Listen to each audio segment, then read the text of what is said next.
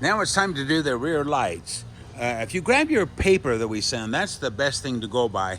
This video will just kind of back that stuff up, and that probably help when you come to installing them on the bike and stuff. So anyway, you pull the wires out of the fender, and I'll show you which wires they are. It's the white connector comes out the other side over here. So the wires, basically what it is, I cut them here and then I just pulled them through and out that hole. And these are the wires that came out. Okay, this is the wire that came out. And this is the sheathing that was around it. Just chuck that, pull that off the wires and chuck that dirty old thing. And this is that main connector. And these are the wires coming out.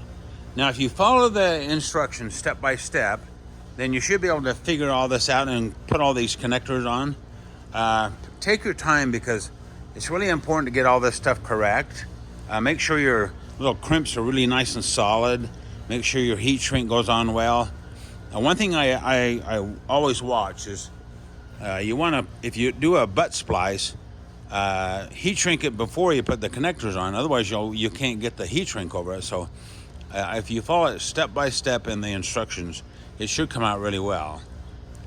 So here's your main wires coming out of the bike with the connectors in place. Then there's your signal lights, left and right. There's a little note on there to pay attention to the flat spot here. I think it's on the right connector, or right signal light. You want this flat to be up because there's screwed on one side and flat on the other, so make sure you follow that. On the damn cat, that's Marble. We took in several shop cats, and they love to help. They think they own this shop. So anyway, everything's ready to go into the bike. Follow those instructions, and then we'll show you how to install them.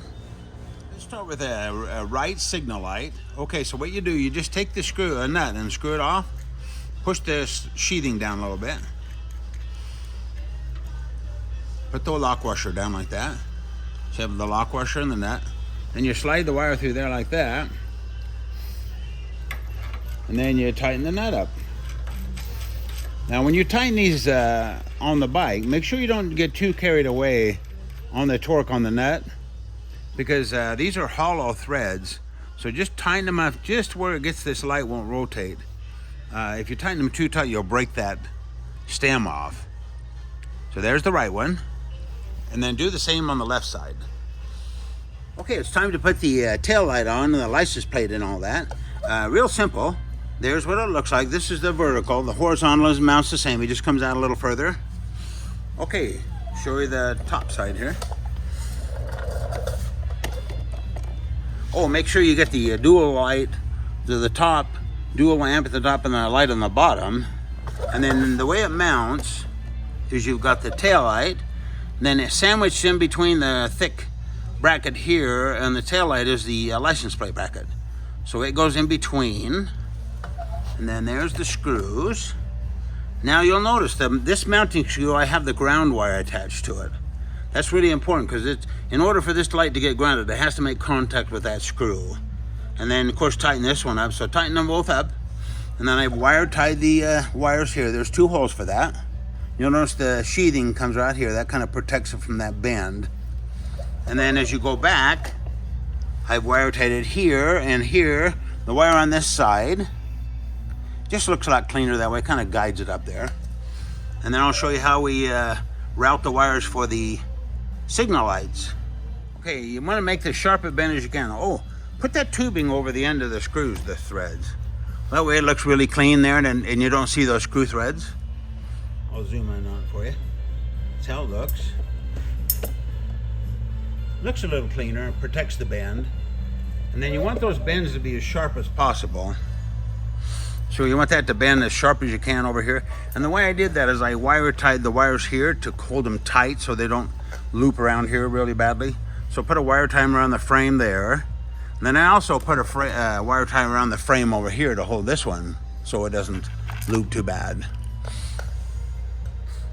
Oh, and this is the taillight wire too. This will loop in there too. You don't necessarily have to round that under that wire tie, but run that up in here too. So you got all the wires running up into the battery area there.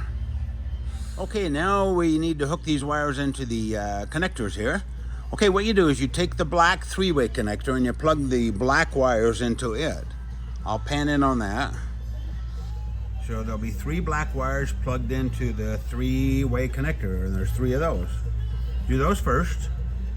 Then next we'll do the yellows.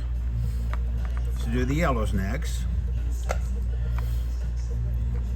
3 yellows plugged into 3 on the 3-way connector. Do those first. And then the second or third one will be the white to white. So we got the white wire, and it's plugged into the white. It's white with black stripe coming out of the harness, but basically white to white. So that's should be all the functions except the flashers. And then the flasher wires are the red wires coming off the lights. So you got the 2 red wires came off the signal lights. Okay, on the left side, it plugs into the black wire coming out of the wire harness. And on the right side, you've got it's a green wire, actually green wire, and it kind of fastens into that kind of greenish gray one there. So we go green to green, red to black. And then if these are wrong, all you do is just switch them. Just plug that one into that one, that one into that one. Okay, if you turn your key on, hopefully everything will work great. Let's try it out.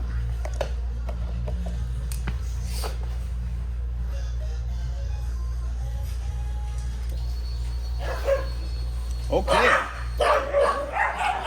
The dogs freak out whenever I turn the light on, so don't let that bother you. Okay, we got the brake lights on. Pull the brake lever. Comes on. And then we've got the signal lights. They're on as running lights. Go left